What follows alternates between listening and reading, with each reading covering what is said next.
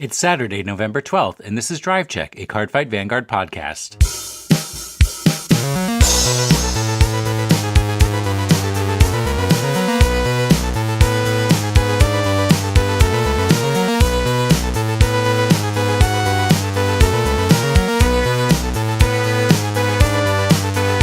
Oh, you don't even know broke. Once you go broke, you never go back. That's not true. You can go from rags to riches. Is that not how the saying goes? No, that's not how the saying goes. You want to repeat the saying or no? Hey guys. Very good. Hey guys. Pull up a chair. Okay. Yeah. Pull up Pull a up a chair. chair. Pull up a chair. Pull up a chair. We have a real problem. What's that problem? There are actually people that listen to us No. and they pay attention to what we say. Uh-oh. And they don't know how half-buttocked we go about pulling this together. See, the problem is, well, first off, pull up a chair. Pull up a chair. Pull up a chair. The first problem is that we already don't try very hard put this program together for y'all. And when the entire episode is dedicated to a Gear Chronicle, we really don't try. Spoiler alert. Spoiler alert. Spoiler This alert. episode is dedicated to our savior, the Gear Chronicle. The clan that none of us has ever played, none of us ever wants to play. Wow. Well, It's a clan by the people for the people. okay, our distaste for Gear Chronicle is so bad. You ready for this? Ready? Yes. Pull up a chair. Pull up a That I told Cole and Jack, okay, we've been remiss. We need to go over the theme deck and the set. So, because we're late on doing that. And they both prepared information about Shadow Paladins because they completely want to ignore the fact that the Gear Chronicle theme deck and clan booster came out at all. It's really not relevant because it's Gear Chronicle, Well, they're not- it is it's relevant not like because people they're not will the be best playing deck it. of they're not the best deck of the format or anything. So it's really not relevant. They're not currently winning all the metas. No, not at all. We're definitely not tired of them either. So I of course want to talk about them. This is their last hurrah. I'll put that out there. 2017 will be the year that Gear Chronicle comes to an end and everybody gets sick of Shadow Paladin. It'll be they'll pick another client. So the thing that happened with Gear Chronicle is that they were for the first couple of sets, they were releasing support for them every single set, and they were still one of the worst decks in the game. And so then Bushiroad's like, oh, we got to make our main clan broken. So then they make too much support, and now they're overbearing on the meta. So there's not really a deck that can compete with them. Time for backlash. Yeah. So because originally when it was Royal Paladins, they were the best deck, but there was other decks that could compete with Royal Paladins, and then Kagero. Kagero and Shadow Paladins were both those were the big three. Was the Phantom Blaster Overlord, the Dragonic Overlord DX, and the Majesty Lord Blaster decks. There was that time in the meta where those three decks were the big three, and you could play any of those decks and you'd have a chance of winning. Then there was the time. Well, this I guess came before that technically because the way Bushiroad released the sets was weird. But there was the Gold Paladin meta, and Gold Paladins were the best deck, overbearingly as much as Gear Chronicles are. But they're Gold Paladins, so it's okay. I'm sorry, you're sick of playing the boring Gold Paladins. I'd rather play them than Gear Chronicle. Jack, and have you had a chance to play any Vanguard lately? Well, I wasn't really done with my story, Will. All right, go on. Fast. No, you kind of killed it. Good. Kill the mood. That's what they call me. Mood killer Will. Okay, I'll sum it up quickly. So the thing is, the Gold Paladins, when they were overbearing, there was they did a lot of weird stuff. Their mechanic was super interesting, and calling from the deck was nothing that had been in the game before. Now with Gear Chronicle, It's just stupid power, like call multiple cards, keep calling, and attacking like 20 times a turn. It's stupid. And that's the end of this. That's that end rant. All right. Have you touched any Vanguard lately, or is it still all DBZ? I've touched Vanguard. Oh, that's right. You have your cards all over the floor of your room. Yeah, I'm organizing all my stuff. What do you organize your cards into? Usually by rarity. But I mean binders, boxes, trash bags. Boxes. I can't afford binders.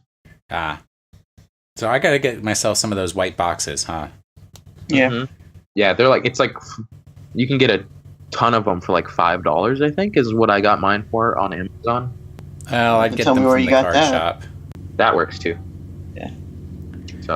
So Cole, you were going to play some Vanguard today, and you got a case of the lazies. Yeah. I'm ashamed. Well, I mean, shame is a thing. Shame is a thing. Which is why we're doing this episode about Gear Chronicles, because we're selling out. Remind ourselves that that's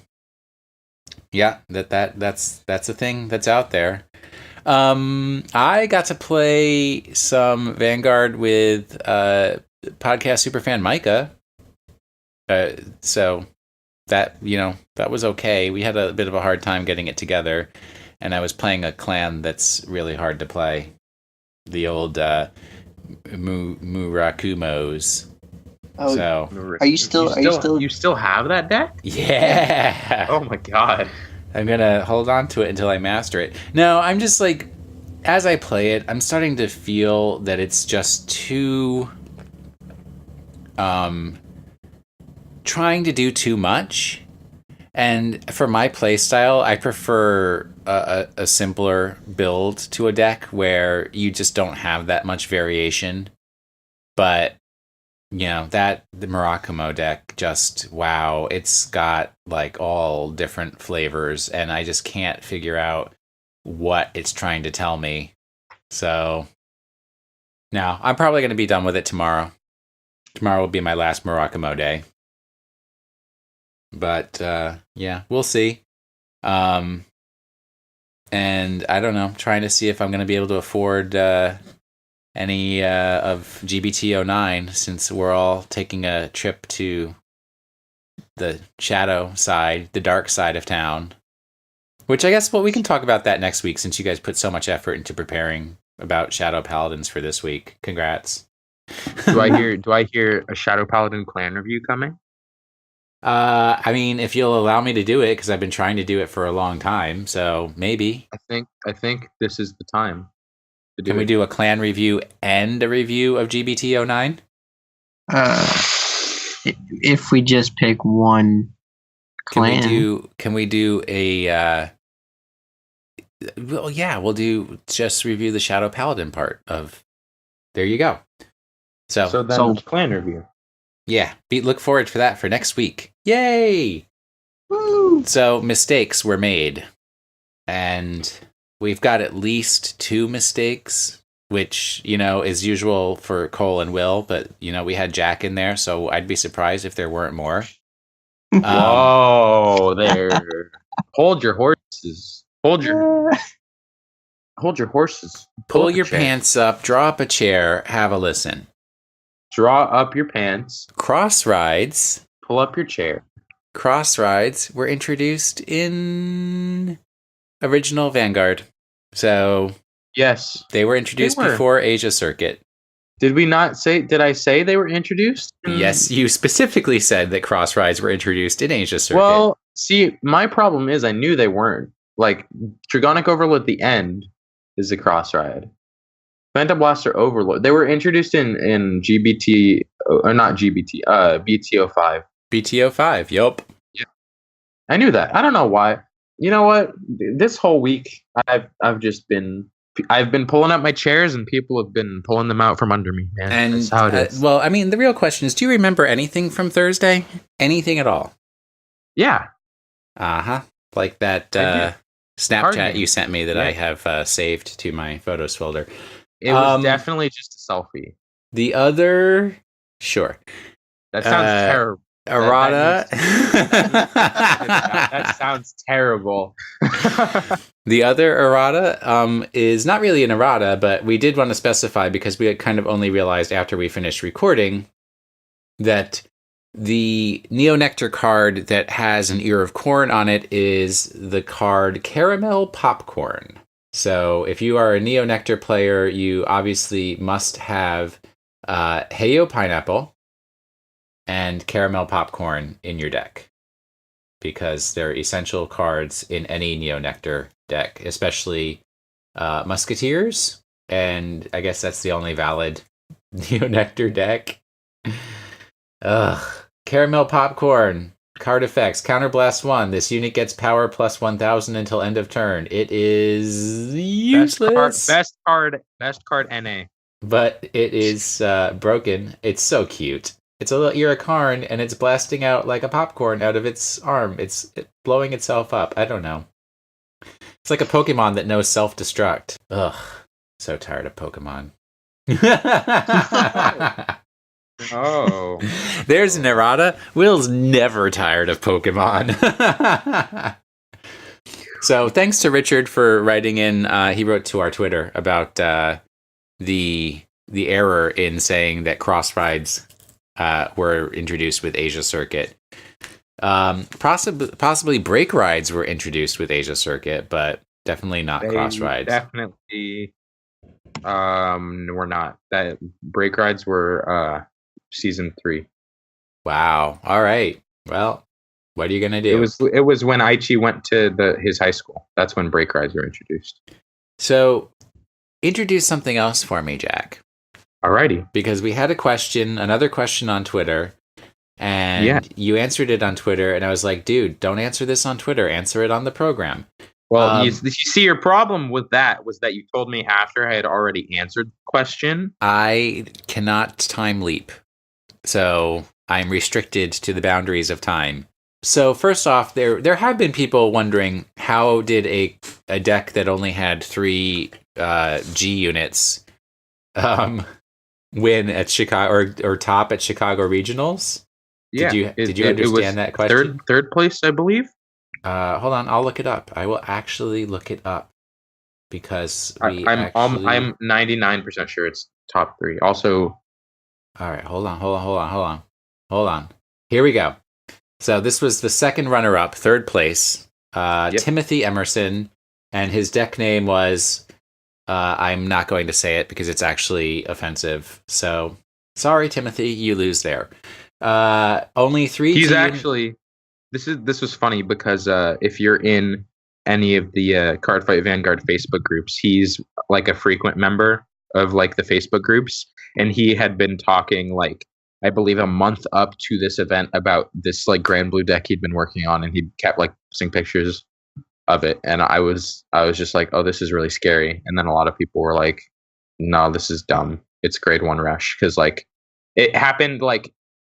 So background story about this deck: right after the like that whole scandal with like the V Mundi and the grade 1 rush Liberator thing happened, I guess like as a joke he started experimenting with grade 1 rush decks from like every clan as a joke to like annoy people, and then he discovered this deck like while doing that, and then here you go, third place, got him his invite.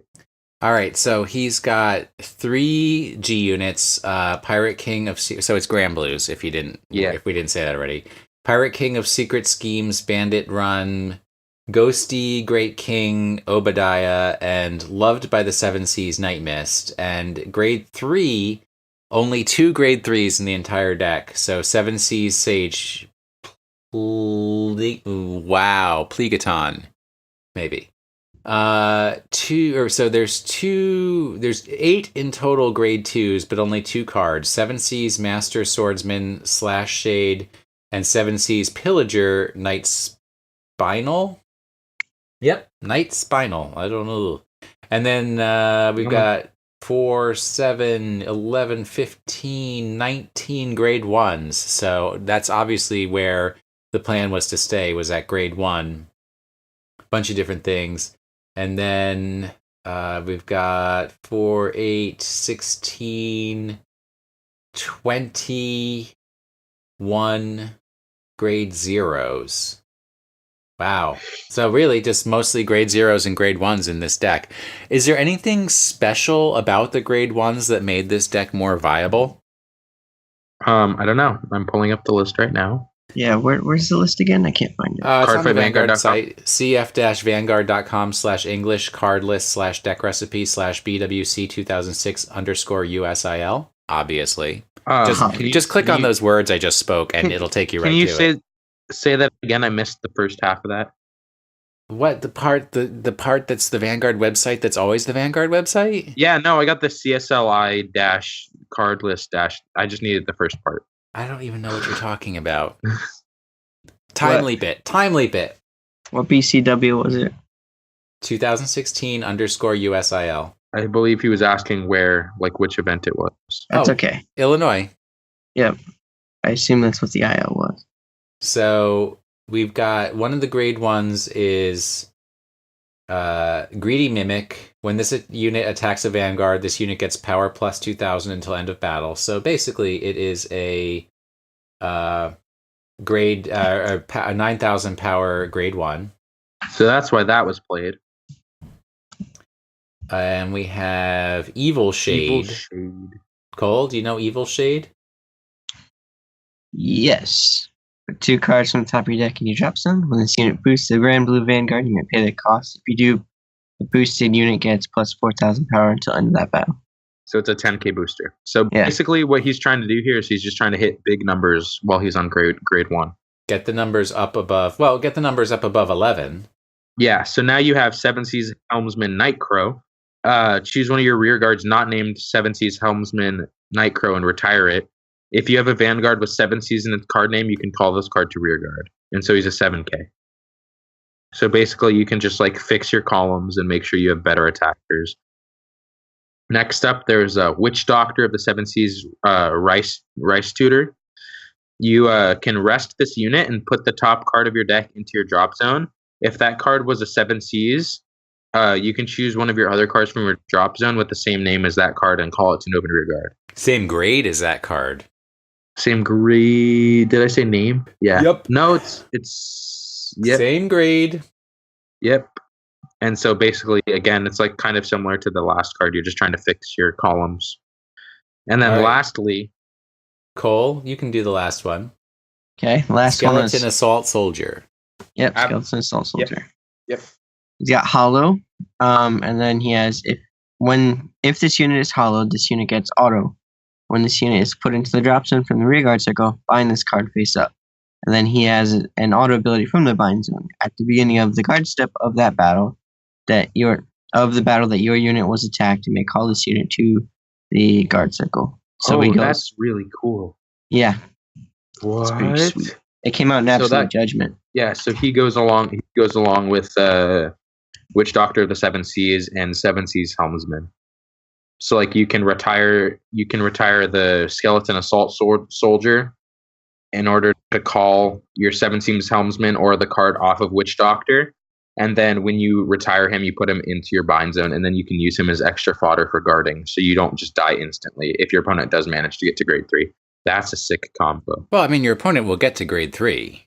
There's nothing to stop that from happening. No, the whole point of these decks, these grade 1 rush decks, are to try and kill them before they get to grade 3. Oh, to get 6 damage before they can get to grade 3. Dag. That's the whole point. All right.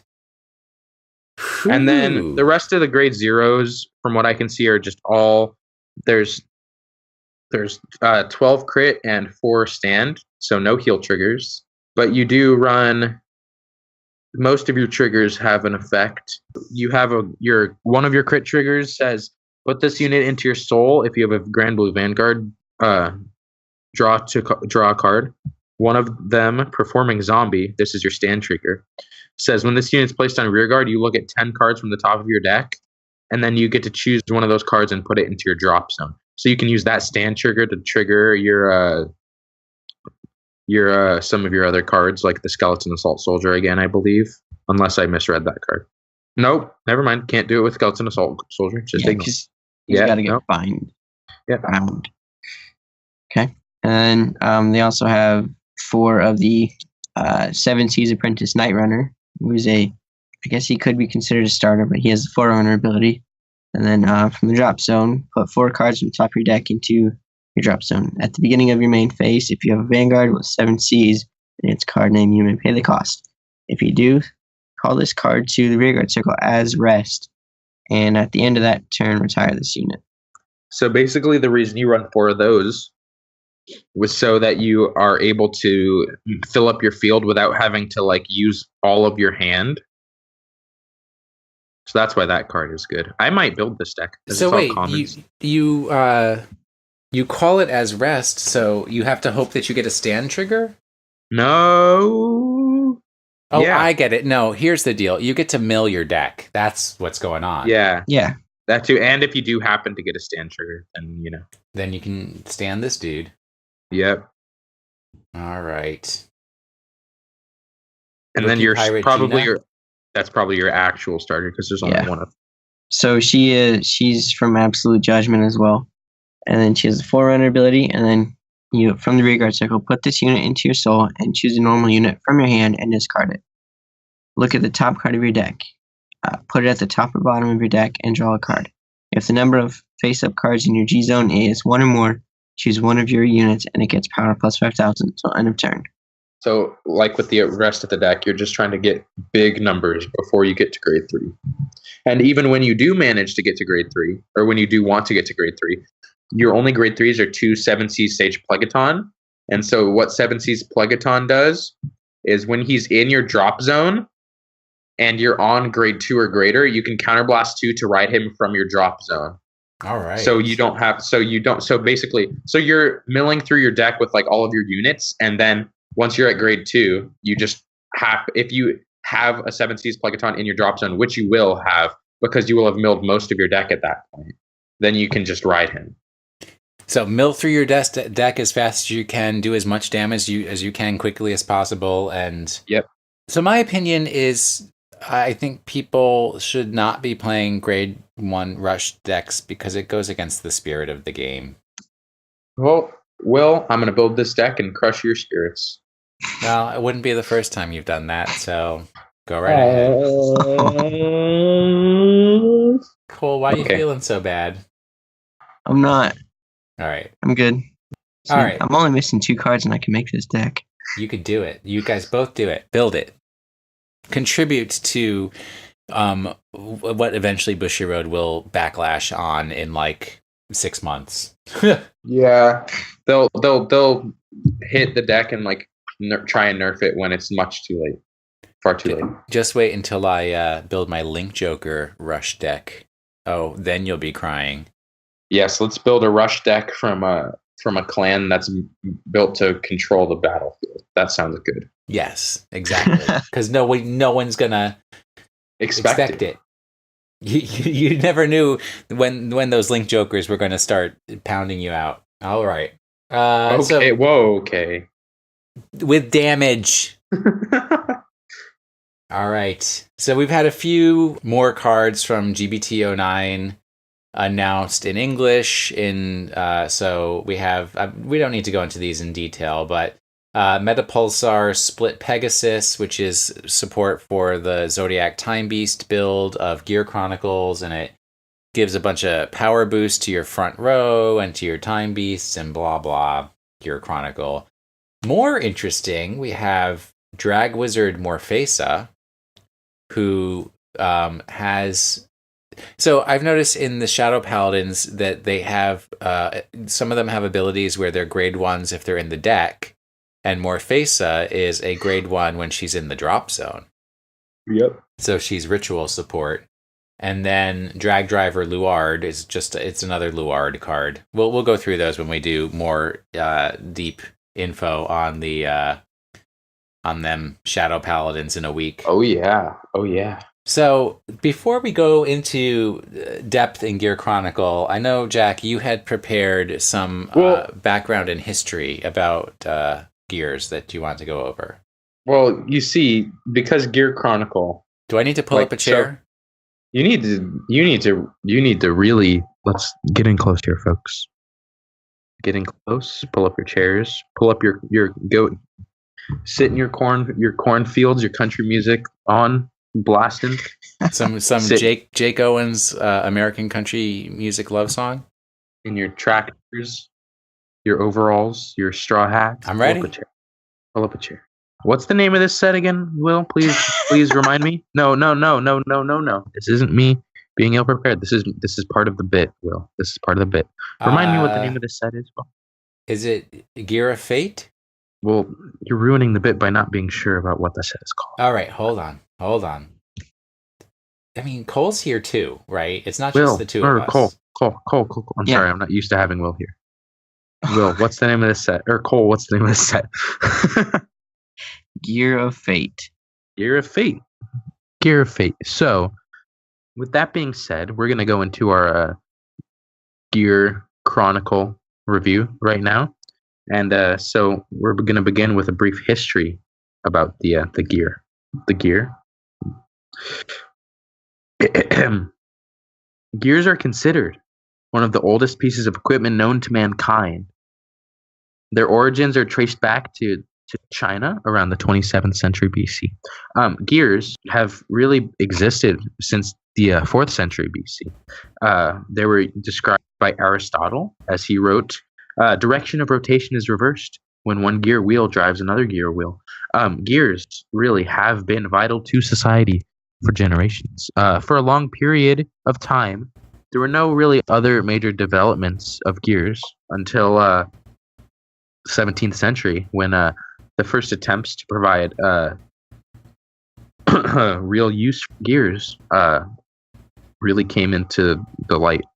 And in the 19th century, the first use of form cutters. So form cutters are what you do is it's like a mold, and you place it into the metal or whatever you're making your gear out of, and it cuts the gear so that all gears are of uniform shape. So that was invented in 1835 by English inventor Whitworth. That's it. There's no last name. It's just Whitworth. I'm not done. You're not done yet. All right. I'm not done. Just if I was your college professor, I'd be begging for you to be done. But go forward. Okay. Throughout the 20th century, many machines utilized gears, and then in the 21st century, Cardfight Vanguard really made gears note that's really the gears claim to fame in the booster set Gear of Fate. Thank you. Now, are you done now? Part 2. C- for plagiarism. That wasn't plagiarism. You also left out the part about how gears are critical to the proper functioning of watches and clocks, and that's why they're related to time. No, they're not. They're not, though. They're the only reason. It's just gears. All right. If you open a box of Gear of Fate, you're just gonna get a bunch of cogs and gears, maybe you're not even gonna get gears. You're gonna get cogs, and then you're gonna be real upset because you're expecting the Gear of Fate, and you got the cog of fate. Get the cog of wisdom, and then you open it. Then you open an SP pack, and you actually get a sprocket, and then you're just like your mind's blown. I think we've been spending too much time on this joke. Do you know what came out back in time on November 4th? What? A theme deck called True Zodiac Time Beasts. And one of the main things, so are these steel gears? Are they wooden gears? Like, what are these gears made of? They're beasts. So zodiacs mark time, and since this set is based on the Chinese zodiac, every year has an animal associated with it. And then when you're born in that year, you are associated with that animal. All 12 of the Chinese zodiac signs are represented in this set. And also, to clarify for folks so that they're not as confused as Jack was, Zodiac Time Beasts are also supported in the Gear of Fate card set, Clan Booster. So there are more than just 12 cards that are Zodiac Time Beasts. There are probably 36 to 40 cards that are Zodiac Time Beasts. which becomes important when we start talking about some of these other abilities. We will probably spend less time talking about the Gear Chronicle set than we did talking about the Grade 1 Granblue Rush deck. Because, I mean, it's Gear Chronicle. All right.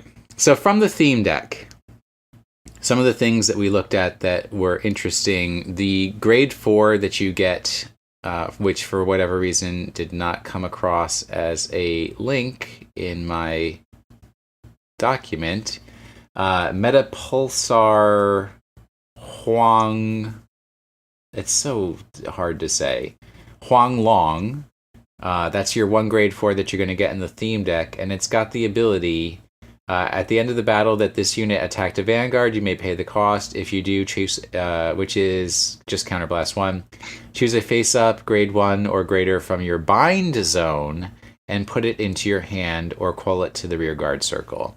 So I think it's fair enough to say from our limited understanding of Zodiac Time Beasts that one of their primary mechanics is to pay the cost for some things. You put cards into the bind zone, and then your higher level, higher grade cards are going to take advantage of taking things out of the bind zone and then using them for other purposes. So it's just one way of recycling cards and getting cards back that have been used on your rearguard circles. All right. So, Cole, do you want to talk about the 2 Gs? One of the Gs. One of the Gs. I'll take the Dragon. So, Chronojet Dragon G? Chronojet Dragon G, as soon as it loads. There we go. Right, so the G is a scam because it allows you, if you want to play both Chronojet Dragon and Chronojet Dragon G, you can play them both in the same deck. Mm-hmm.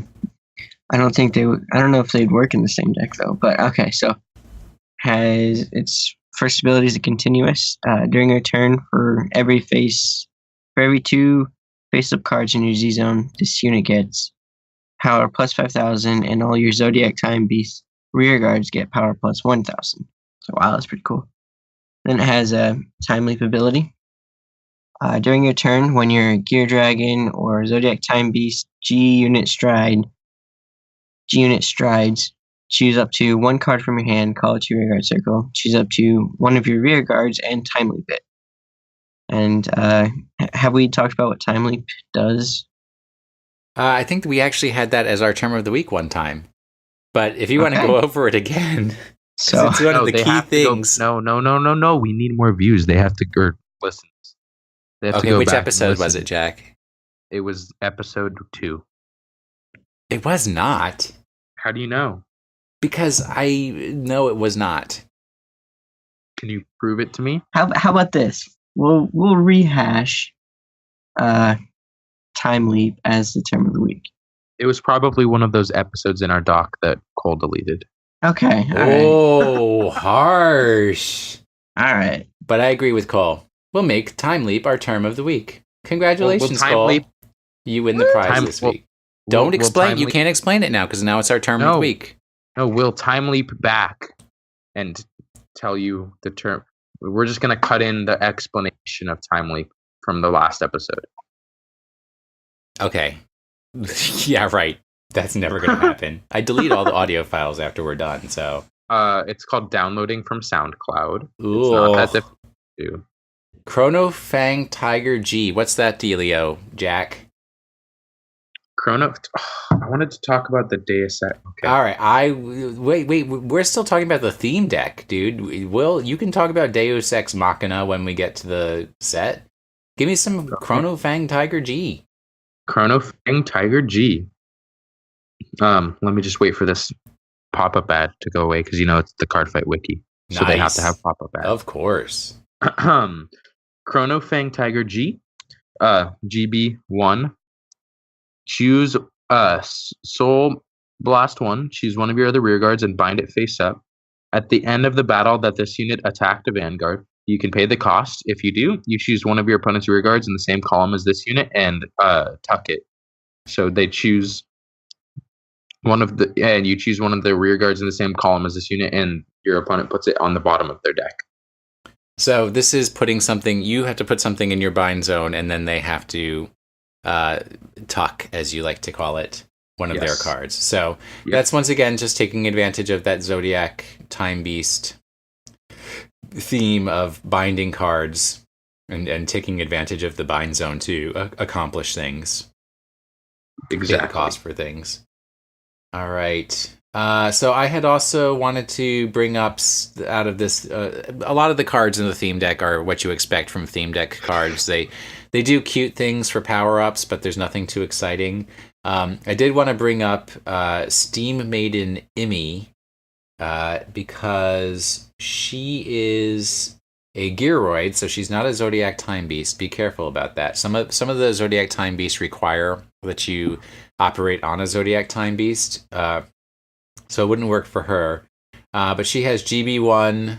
When this unit attacks a Vanguard, this unit gets power plus 4,000, so she is a 14,000 grade 3. But also, when this unit is placed on the rearguard circle, this unit may get grade -2 until end of turn. So she can be counted as a grade 1. So if you do have to time leap, then you can time leap into a replacement grade 3 if you have the ability to do a grade +2 for her deal. Right? Exactly. Does that make sense? Exactly. Nice. And then Steam Sniper Lishma. Cole, you want to grab that one? Yeah, let me open it up again. Although you can't talk about it too much. Okay.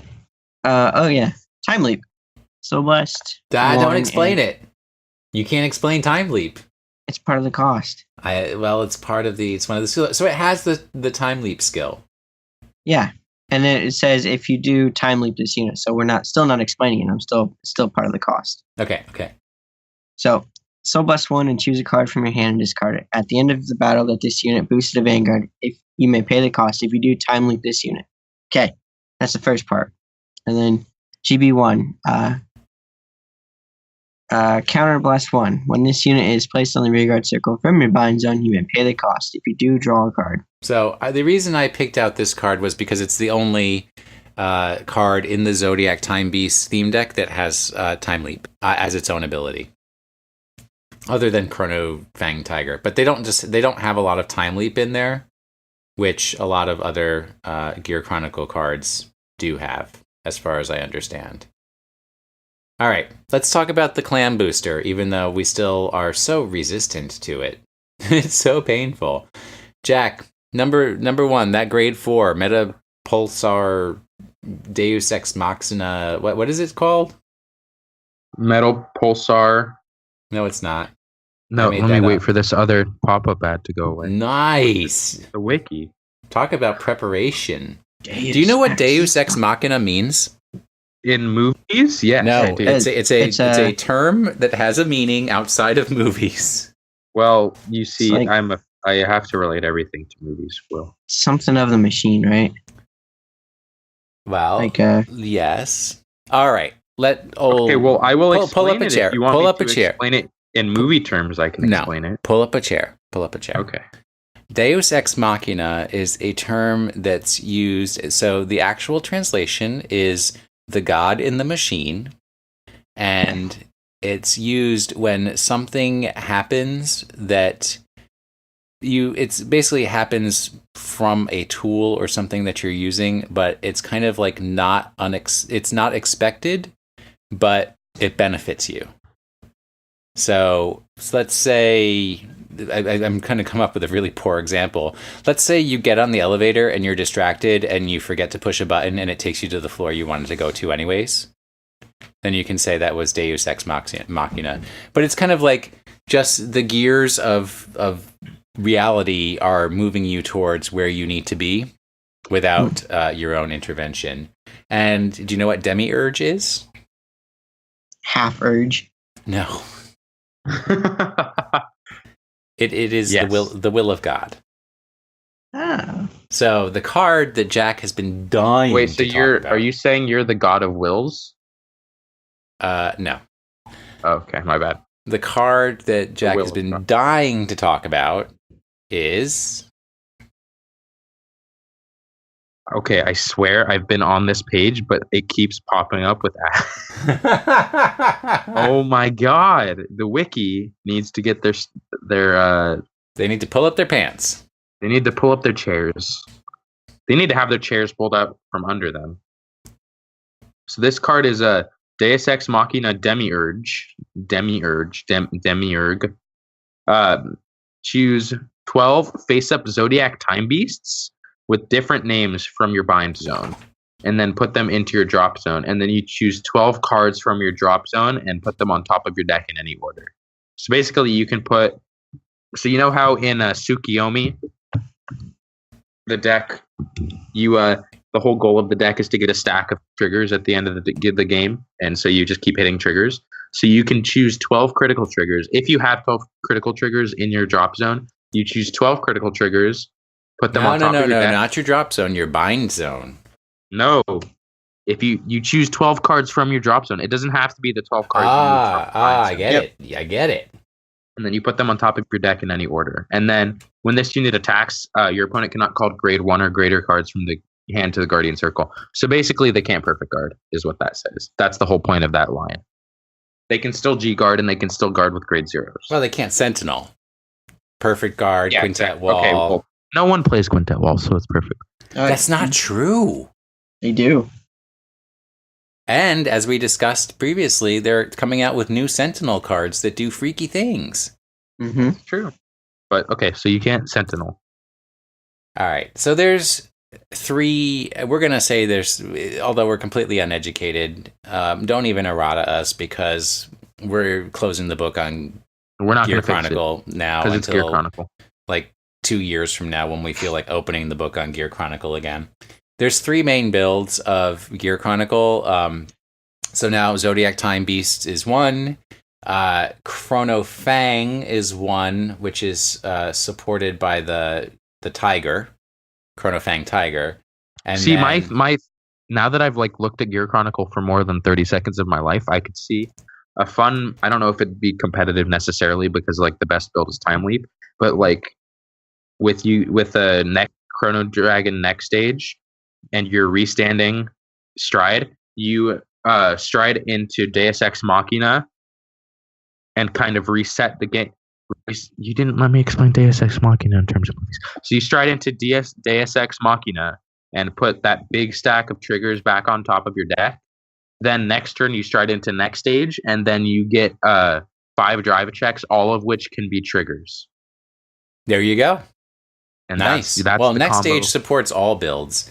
Yes. And then the third one is the Chrono Jet build.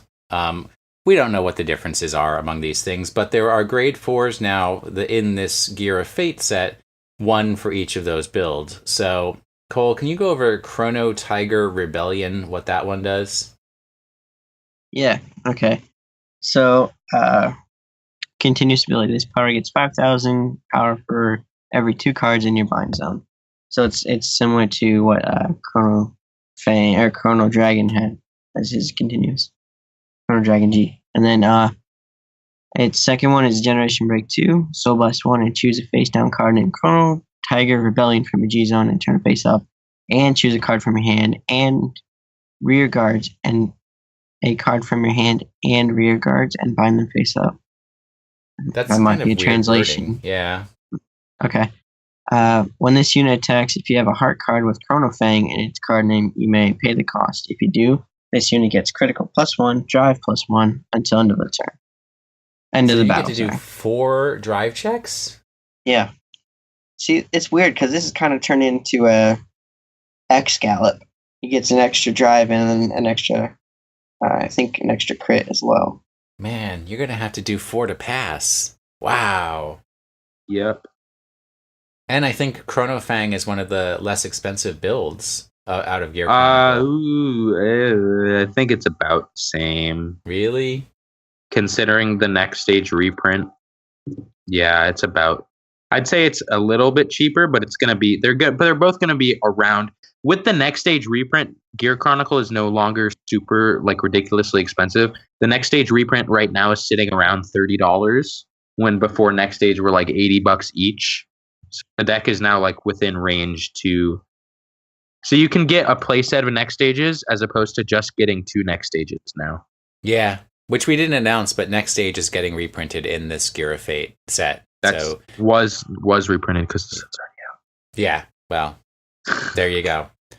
And We're time leaping. We're going to release this episode before the set comes out. yeah, Because we can time leap. we're going to travel back in time using our non-existent Gear Chronicle decks. But Oh, we're going to use our DeLorean. the other thing, don't even DeLorean me. Those movies are terrible. I said it and put my stake in the ground. Whoa! I lived through the 80s. Whatever. Oh, you guys man. can nostalgia your pants off. You What? didn't know nothing about nothing. What? Okay. Pause. Pause record. No. Pause This is what the we're show. going to talk about.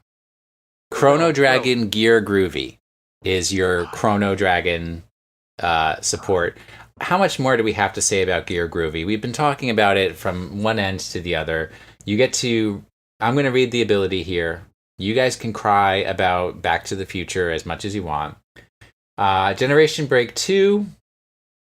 Choose a face-down card named Chrono Dragon Gear Groovy from your G-Zone and turn it face up. If you have a heart card with Chrono Jet in its card name, choose a auto ability of 2 face-up Gear Dragons in your G-Zone, and this unit gets all of the chosen abilities until the end of turn.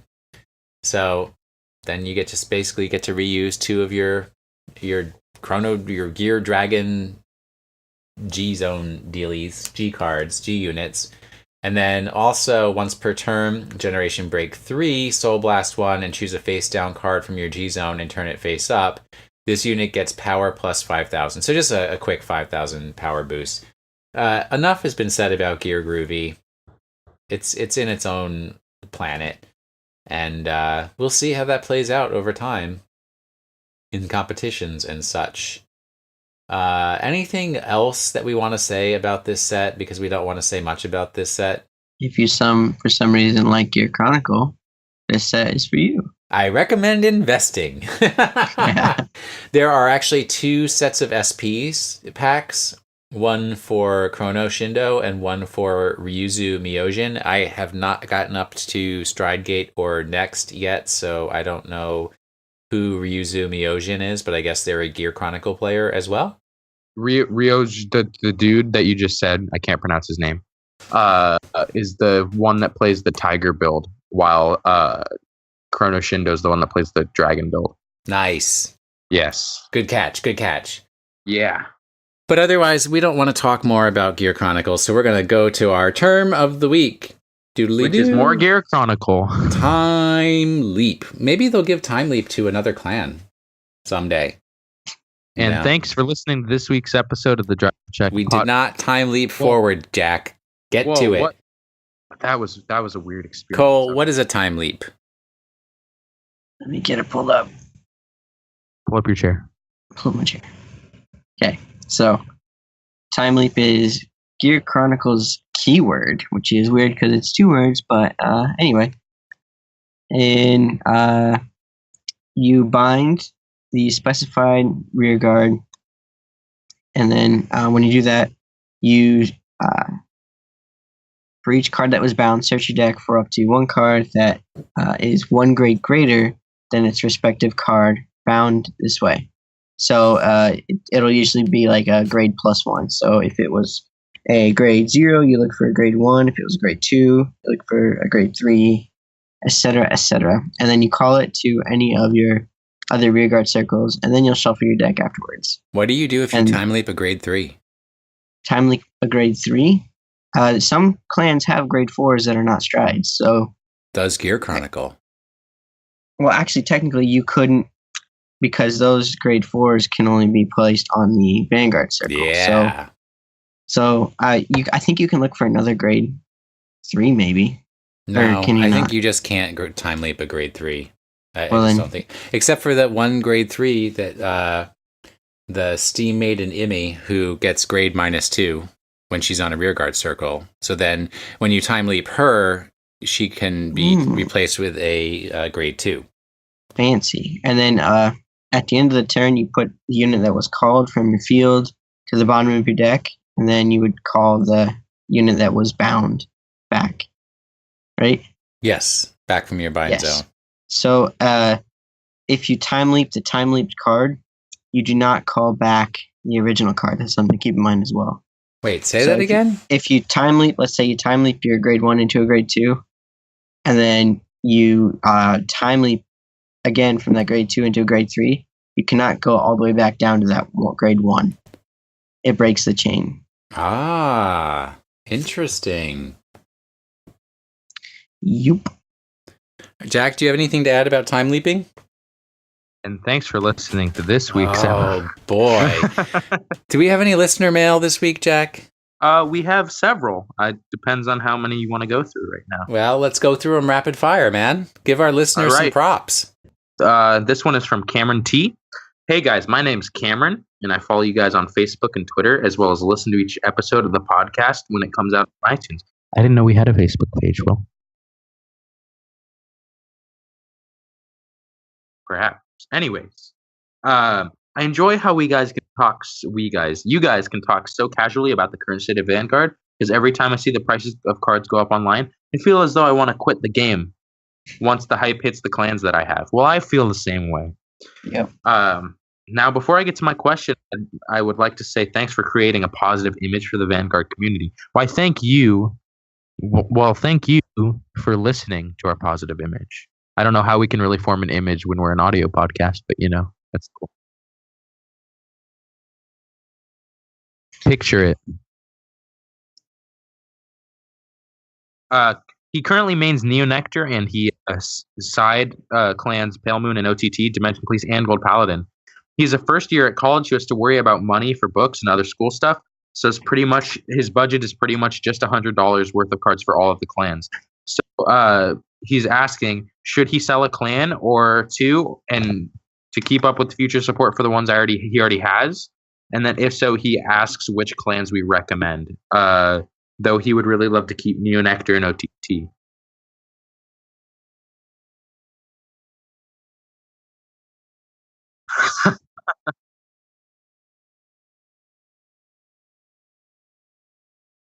Two or three,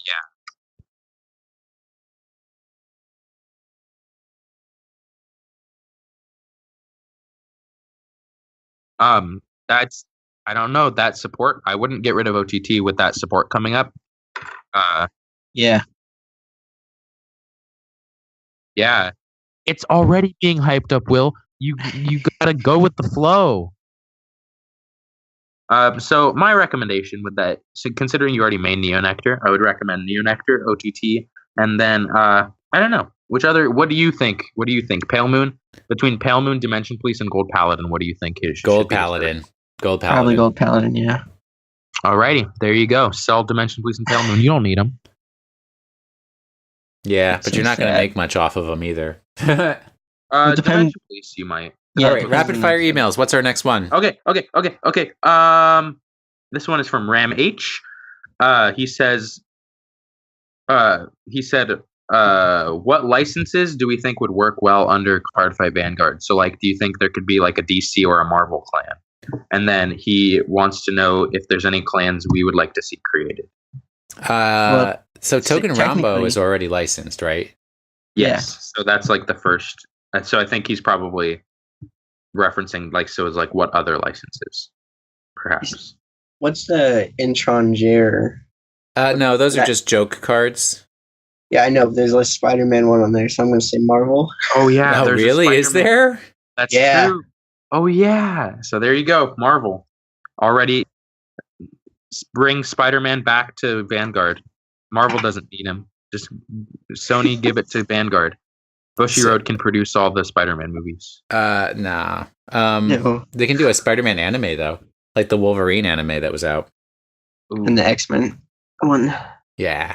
I would say, basically they could turn anything, any kind of, they could do a Pokemon set. Yes. I think where they are strongest is when, and I believe I've said this before, they hold true to sort of the standard concepts of anime, giant robots or what is it? Where it's Dracula spelled Alucard? That's your dark irregulars, Monsters and monsters and demons and that kind of stuff, or magical girls, fairy creatures, that kind of stuff. I think that's where they're strongest, is when they hold close to those themes. I don't know if they'd have a lot of success with American media, because I still think their strongest player base is in Asia. Mm-hmm. So they kind of really want to play towards the themes that the Asian market is going to enjoy the most. Yep. And we know that the Xbox does not sell in Asia. So okay, so let's turn this question around differently. If you could pick some media, any media form to be made into a Vanguard clan, what would you pick? Jack. Me first? Yes. Dragon Ball Z. Oh, wow. You'd finally be able to merge your card fight playing passions and maybe actually play just one game. That's pretty sweet. Pretty good idea. Cole? I think I'd say Star Wars. Oh, wait. Okay. Universe and whatnot. Okay.